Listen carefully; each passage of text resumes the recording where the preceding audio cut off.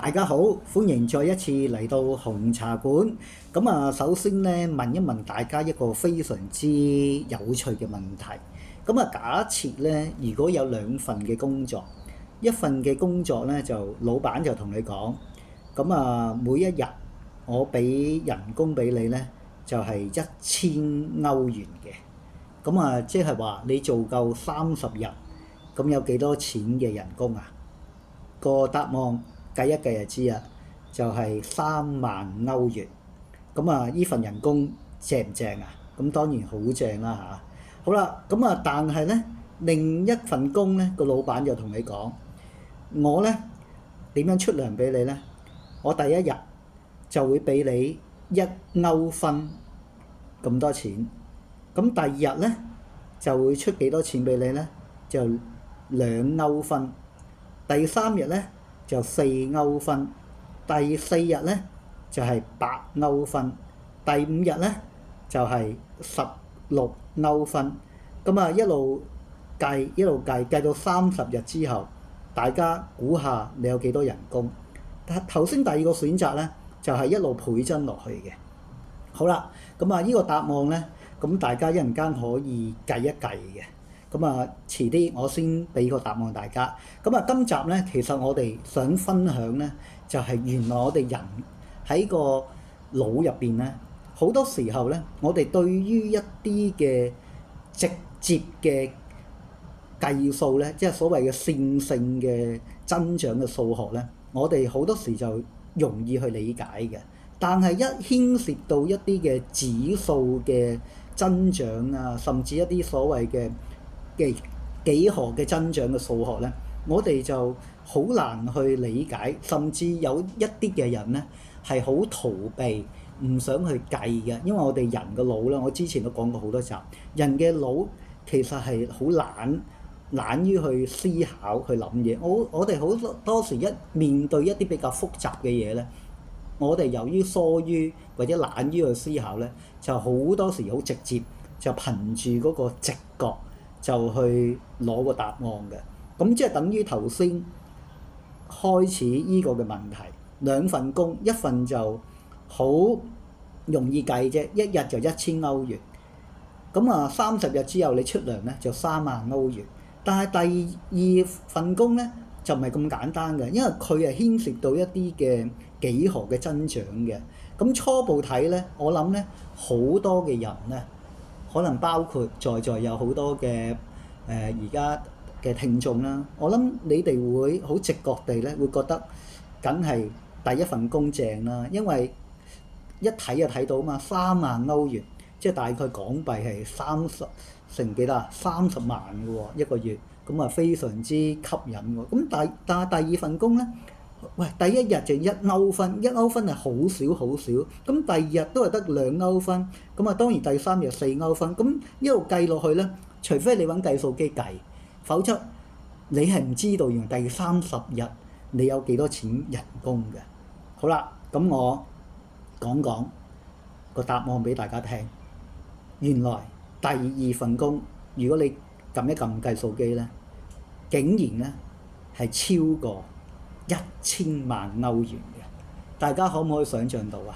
係咪嚇親啊？有啲聽眾可能突然間坐下都會跌親，係嘛？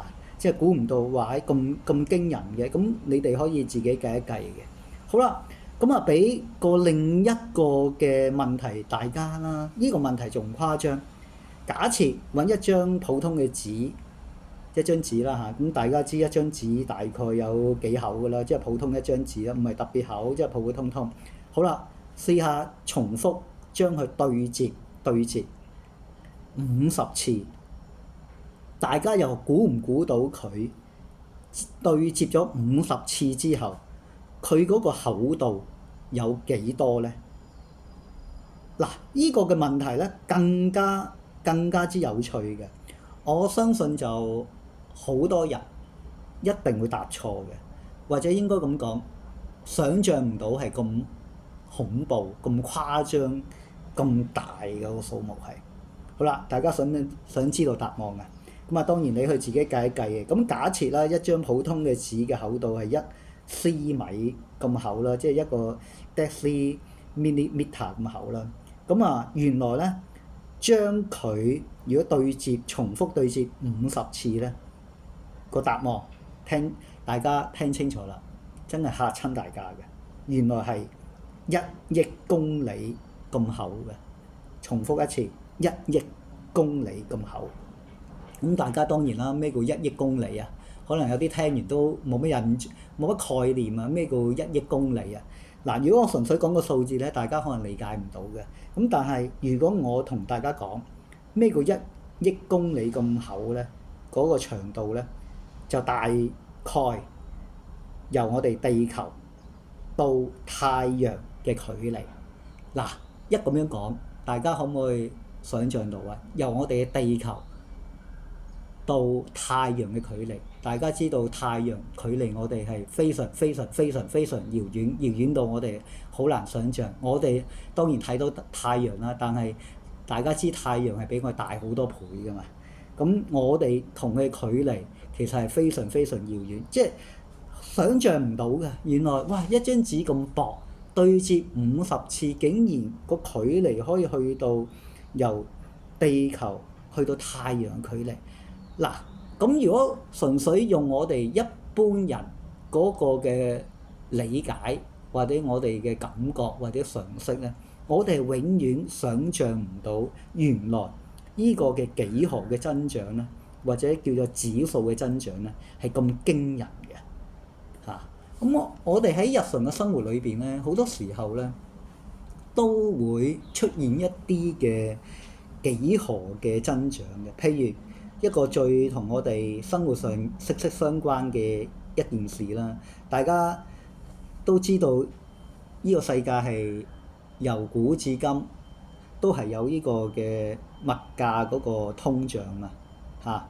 咁啊，當如果每年平均嗰個通脹率係5%，大家可唔可以想像下1蚊一塊錢14年之後，佢嗰個嘅價值會得返幾多咧？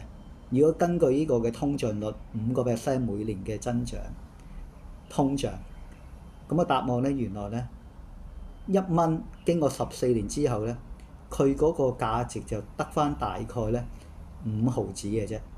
嗱，咁呢個咧其實就想俾大家一個概念咧，原來我哋嘅金錢咧係會即係嗰個嘅購買力咧係會俾通脹去蠶食，咁亦都可以話解釋點解好多時候我哋人咧係幾難去停低唔做嘢嘅，因為諗住儲咗啲錢，如果純粹係擺喺度或者擺喺銀行收嗰啲好少嘅利息咧，其實追唔到通脹，咁變咗我哋今時今日嘅錢到咗10年後、20年後咧，其實已經係冇咗一大橛嘅，咁變咗到時唔夠錢用嘅時候咧就好麻煩，所以亦都解釋點解好多人真係要做到老嘅，就因為有通脹呢個問題。如果冇咗通脹咧，其實基本上勤力可能10年20年咧，可能儲咗嚿錢咧，其實可能有機會係足夠餘生嘅使費嘅。好啦，咁啊呢個咧就俾到大家一個嘅即係一個啟發啦，即係原來我哋喺嗰個我哋嘅人類個腦咧，原來係好多時候咧對於幾何呢個增長咧係冇一個嘅概念嘅，所以特別喺我哋嘅投資裏邊啦，投資理財裏邊咧都係強調啊，大家聽過一個叫做複利率嘛？複利率其實嗰個嘅威力係可以好大嘅，因為佢唔係一個單利率嘅一個增長，係複式嘅利率增長咧，係可以係經過一段時間之後咧，嗰個增長嗰個數字咧係可以好驚人嘅。咁所以喺投資上永遠都係鼓勵啲人及早去投資，越後生就越好，利用複式個效應咧，將來經過10年後、20年後，其實嗰個嘅收入可以係非常非常之驚人嘅。好啦，咁但係當然啦，喺另外一個好得意嘅現象㗎。咁如果運用呢個嘅幾何級數嘅增長咧，咁大家有冇諗過一個好得意嘅一個現象啊？大家聽過大腸桿菌未啊？大腸桿菌咧，如果讀過一啲醫學啊、生物學嘅一啲朋友咧，可能都知嘅。其實佢每20分鐘咧就會分裂一次嘅。咁即係理論上咧，如果以佢依個分裂嘅速度咧，幾日之後咧，基本上咧可以話咧，成個我哋嘅地球咧就會係全部都係啲大腸桿菌嘅。咁但係大家心水清都明啦。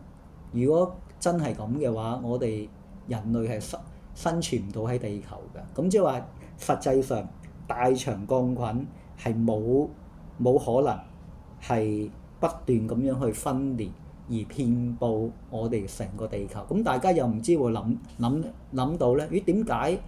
咁喺數學上，咁佢20分鐘分裂一次，咁大家去計一計數嘅。其實真係幾日之後，佢可以成個地球去佔據晒。咁但係現實係唔會發生嘅。點解啊？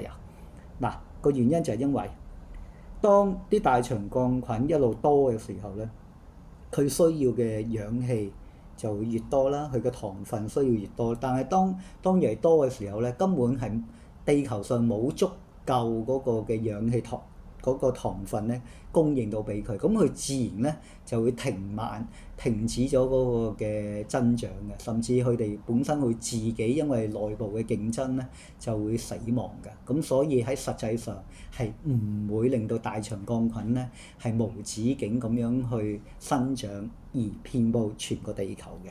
咁所以有時喺一啲嘅指數嘅增長裏邊咧，喺實際喺運用喺生物學裏邊咧，就要考慮埋佢嗰個生存嗰個嘅環境啊，同埋佢嗰個對於佢個生存嗰啲嘅因素嘅需要咧，究竟係點樣啦？好啦，咁所以咧，今集想即係溫馨提一提大家，即係俾到大家一個嘅啟發，就係話，如果我哋以後面對一啲比較幾何級數嘅數學咧，千祈唔好淨係用我哋個直覺去諗，真係要用我哋嘅頭腦去多啲去諗。如果頭腦都計唔到嘅話，就運用我哋嘅計數機啦，甚至而家可以善用我哋嘅 AI 嘅科技啦，咁樣。因為如果計錯咗條數，真係會損失好大嘅。好啦，咁今集亦都希望幫到大家。咁如果覺得今集幫到大家嘅，希望真係幫手可以俾啲留言啦，對於今日嘅題目有咩嘅睇法，可以喺留言區嗰度多多嘅分享啦，同埋就免費嘅訂閱，同埋就俾個 like 我啦，因為呢啲嘅互動嘅做舉動咧，都可以係鼓勵紅茶館繼續嘅進步，繼續嘅炮製更多高質素嘅節目俾大家。所以希望今集幫到大家，下集紅茶館見，拜拜。